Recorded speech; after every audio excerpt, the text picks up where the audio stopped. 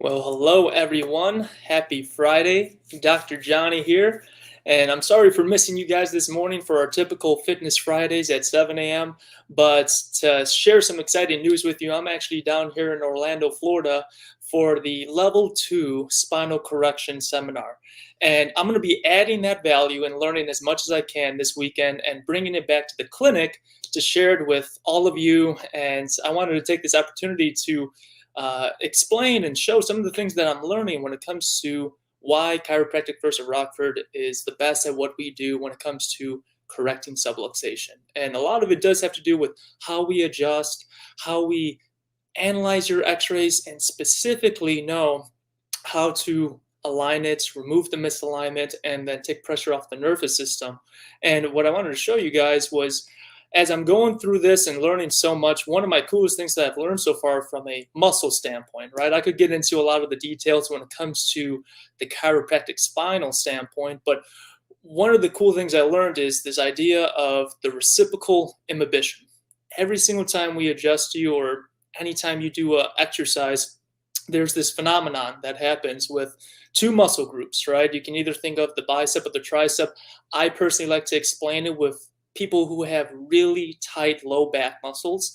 And the reciprocal imbibition idea is that there's a function of those two muscles and they work antagonistically or against each other, right?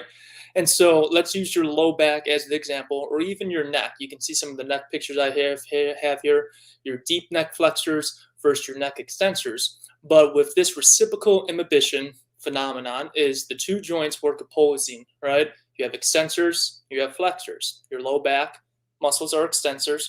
Your core, your abdominal muscles are the flexors.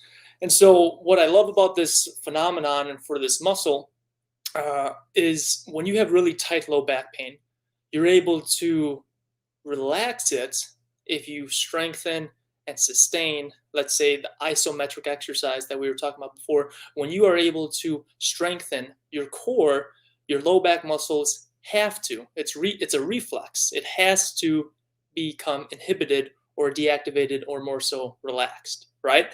And so that's why it's so important as we introduce, after your adjustments, we have your body to remove that subluxation. It's so important after the adjustment to introduce these rehab exercises to help sustain and hold those muscle groups.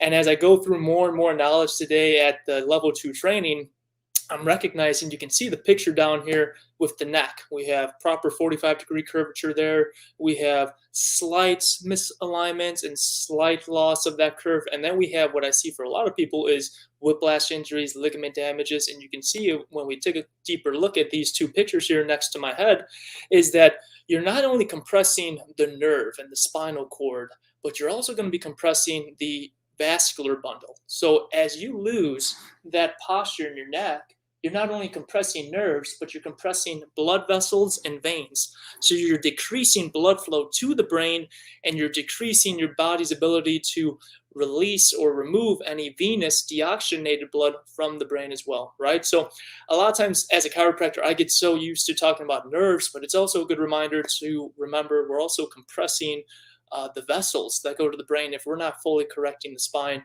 especially the neck.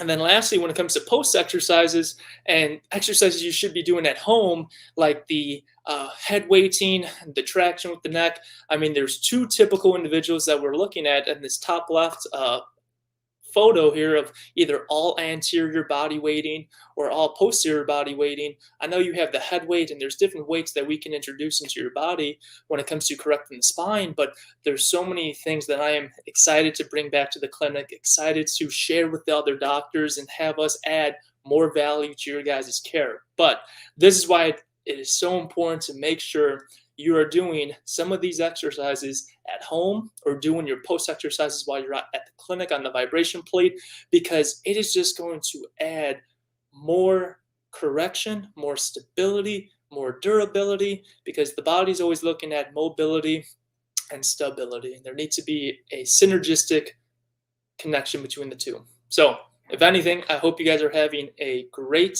week. Looking forward to a nice weekend. And like I said, I'm excited to come back next week and share all this great knowledge with you. So as always, I hope you guys are doing great and stay fit. I'll see you next time.